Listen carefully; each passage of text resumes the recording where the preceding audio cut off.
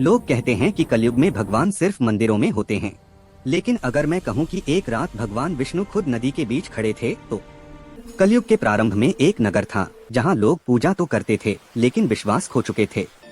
मंदिरों में भीड़ थी पर दिलों में शांति नहीं थी। उसी नगर में एक निर्धन नाविक रहता था जिसे न शास्त्रों का ज्ञान था और न मंत्र आते थे। वह हर शाम नदी के किनारे बैठकर बस इतना कहता, हे नारायण, आज भी मुझे संभाले रखना। एक रात अचानक भयंकर तूफान आ गया। नदी उफान पर थी, लहरें नावों को तोड़ने लगी और पूरा नगर डर के मारे सन्न रह गया।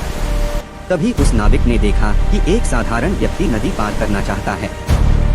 सबने उसे रोका, लेकिन नाविक ने बिना सवाल किए उसे अपनी नाव में बैठा लिया।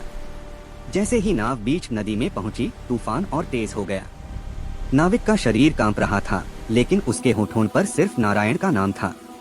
तभी उसने आंखें बंद कर कहा, अब आप ही मेरी नाव हैं। उसी क्षण नदी शांत हो गई, हवा थम गई और चारों ओर एक नीली दिव्य आभा फैल गई। नाव अपने आप किनारे लग गई।